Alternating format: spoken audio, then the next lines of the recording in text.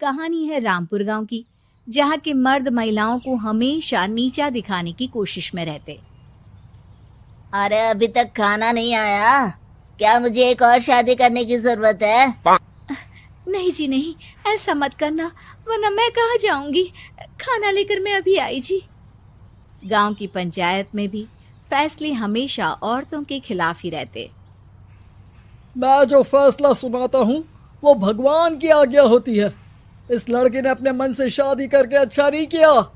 लड़के को घर भेज दो और इसकी शादी इसकी जाति की किसी लड़के से करवा दो, लेकिन ये लड़की, इसे तो गांव के बाहर निकाल दो। नहीं नहीं जमींदार साहब, ये क्या बोल रहे हैं? ऐसा नहीं हो सकता। मेरी बेटी मासूम है, इसे अच्छे बुरे की समझ नहीं है। अरे कहाँ जाएगी ये बेचारी? कहाँ जाएगी? इतनी चिंता है तो पूरे परिवार का गांव निकाला कर देते हैं। बेचारे पूरे बसे बसाए परिवार को गांव छोड़ना पड़ता है। चाहे जो हो, अगर बेटियों को कंट्रोल नहीं कर सकते तो गांव में रहने का कोई मतलब नहीं है। यहाँ औरतों को दब कर रहना होगा। कोई भी अपने हिसाब से कुछ नहीं कर सकता, सब ईश्वर की मर्जी से ही होगा। तभी गांव का एक आदमी दौड़ा दौड़ा आता है। सरपंच साहब, जमींदार साहब, वो कालिया है ना, उसकी बेटी पढ़ने के लिए शहर जा रही है। अच्छा, ये कब हो गया? और कालिया की हिम्मत कैसे हो गई ऐसा करने की? लेकर आओ उसे और उसकी बेटी को। बस फिर क्या था, हाजिर हो जाते हैं कालिया और उसकी बेटी सरपंच के सामने। अरे कालिया, ये क्या सुनने में आ रहा है? बेटी को इंजीनियर बना रहा है तू? और ये बता, गांव में तो स्कूल नहीं है, फिर कहां से इतनी क्लास पास कर गई तेरी बेटी? राधा, जो कि कालिया की बेटी है, उसे लगता है कि सरपंच उसकी तारीफ कर रहे हैं। सरपंच जी, मैंने ऑनलाइन पढ़ाई की है, डिस्टेंस लर्निंग से। सभी में मैंने अच्छे नंबर पाए हैं, जिसे देखते हुए शहर की इंजीनियरिंग कॉलेज में मुझे स्कॉलरशिप मिली है। वाह जी वाह, क्या होती है ये? पहले तो ये बताओ, फिर आगे की बात करते हैं। पूरा गांव राधा की बात सुन रहा था और राधा बोलती जा रही थी। तो ऐसे मैं फ्री में एक अच्छी शिक्षा लेकर गांव में जो कुछ परेशानियां हैं, जैसे बिजली, पानी और इंटरनेट जैसी समस्याओं के लिए काम करूंगी। मैं गांव को शहर से जोड़ने के लिए पुल का निर्माण करवाने का प्रस्ताव रखूंगी। मुझे पूरी उम्मीद है कि जल्द ही हमारा गांव भी तरक्की की राह पर चल पड़ेगा। राधा की बात सुनकर सारे गांव वाले ताली बजाने लगते हैं। सरपंच को समझ नहीं आता कि वो क्या करे। चुप रह नादान लड़की, गांव के खिलाफ जाने के लिए तुझे गांव से बेदखल कर दिया जाएगा, वो भी पूरे परिवार के साथ। और हाँ, अगर ठीक से गांव में रहना चाहती है तो ये पढ़ाई लिखाई छोड़ दे। हम तेरे लिए गांव का कोई होनहार लड़का देखेंगे। तभी गांव का एक आदमी बोल पड़ता है। अरे नहीं नहीं सरपंच जी, राधा बिटिया जो बता रही है, अगर वैसा हो जाए तो हम लोगों को पैसा कमाने के लिए बाहर नहीं जाना पड़ेगा। हाँ जी, और ना ही कोसों दूर पानी के लिए भटकना पड़ेगा। हमारे बच्चे भी अच्छी पढ़ाई कर सकेंगे और आगे बढ़ेंगे, ना कि हमारी तरह खेती करते बैठेंगे। क्यों गांव वालों, राधा बिटिया का साथ देना चाहिए ना। सरपंच देखता है कि गांव राधा के साथ है तो वो चुप हो जाता है। वो घर आकर अपने सलाहकार से बात करता है, जो बहुत ही चालाक किस्म का इंसान होता है। अरे सरपंच साहब, आपको बहुत ही होशियारी से काम लेना पड़ेगा।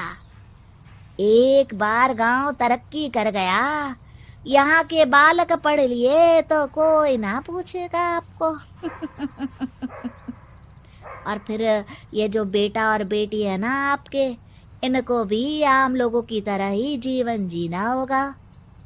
हाँ, लेकिन करे तो क्या करे? वो ना आप मुझ पर छोड़ दीजिए, बस मैं जैसा बोलूं करते जाइए।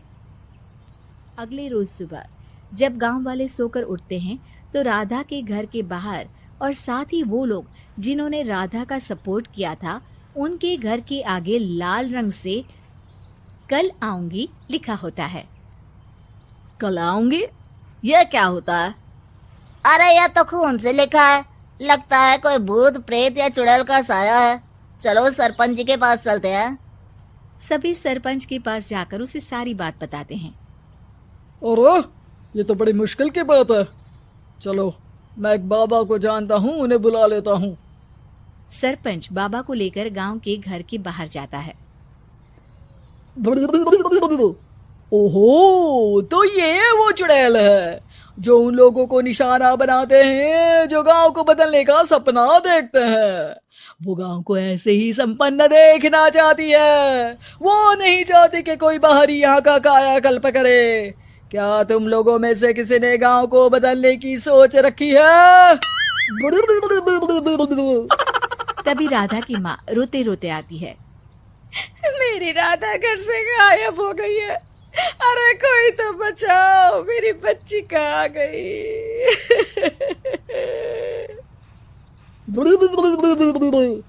ले गई वो चुड़ैल, तेरी बच्ची को ले गई।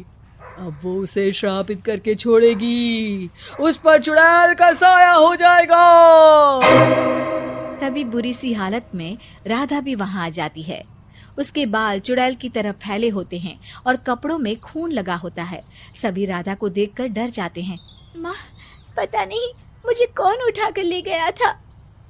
अरे दूर दूर हो जा चुड़ैल, अब हम लोग इस गांव में नहीं रुकेंगे। अरे कैसे बातें कर रहे हैं आप? कल तो आप मेरे भरोसे गांव का हुलिया बदलने, अपने बच्चों को पढ़ाने और तरक्की उन्नति की बात कर रहे थे, तो आज क्या हो गया आपको? ये फिर तुम लोगों को बहकाएगी। ये चुड़ैल गांव में आ चुकी है, ऐसे ही ये तुम्हारे घर के बच्चों को भी ले जाएगी। गांव वाले राधा को गांव से बाहर निकाल देते हैं। उसके माँ बाप रोते रहते हैं, लेकिन गांव वाले नहीं मानते। मैं भी अपनी बहन के साथ गांव के बाहर रहूंगा, लेकिन वो पढ़ाई नहीं छोड़ेगी। वहीं सरपंच के घर पर सलाहकार कहता है। देखा, सांप भी मर गया और लाठी भी नहीं टूटी। लेकिन अगले ही दिन सरपंच के घर के बाहर भी वही शब्द लिखे होते हैं। और फिर सरपंच की बीवी कहती है, हमारी बेटी को किसी ने अगवा कर लिया है। तभी राधा का भाई वहां आ जाता है। अरे गांव वालों, मैंने सरपंच जी की बेटी को देखा था। वो चुड़ैल उसे उठाकर ले जा रही थी। अरे क्या मजाक कर रहे हो? नहीं नहीं सरपंच जी, आप नहीं जानते। वो चुड़ैल अब आपकी बेटी में आ जाएगी, जैसे राधा के अंदर आ गई थी। तभी सरपंच की बेटी वैसी ही हालत में वहां आती है जैसे राधा आई थी। पापा, पता नहीं कैसे मैं गायब हो गई थी। चुड़ैल, इसके अंदर भी चुड़ैल का साया है, मारो इसे। अरे नहीं नहीं, इसे भी राधा के पास गांव के बाहर ही भेज दो। अरे चुप रहो, मेरी बेटी कहीं नहीं जाएगी और चुड़ैल वुड़ैल कुछ नहीं होता है। अरे कैसे बात कर रहे हो सरपंच जी? आप तो बोल रहे थे कि आपका फैसला भगवान का ज्ञान होता है, तो अपने पर बात आई तो अब आप ऐसे बोल रहे हैं। अरे ना ना ना, आपको अपनी बेटी को त्यागना ही होगा। अरे बुलाओ बाबा को। राधा का भाई बाबा को ले आता है, जिसे अब गांव वालों के डर के कारण सच बोलना पड़ता है। मैं कोई बाबा नहीं हूँ, मैं तो मोची था। ये सलाहकार महोदय ने मुझे कहा था एक्टिंग करने को। अब वो मुझे पैसे देने वाले हैं। अब मुझे माफ कर दो। गलती हो गई, मुझे माफ कर दो। तभी वहां राधा आ जाती है। देखा सरपंच जी, जब गांव के बच्चे साक्षर होंगे तो आप जैसे लोगों की चालाकी नहीं चलेगी।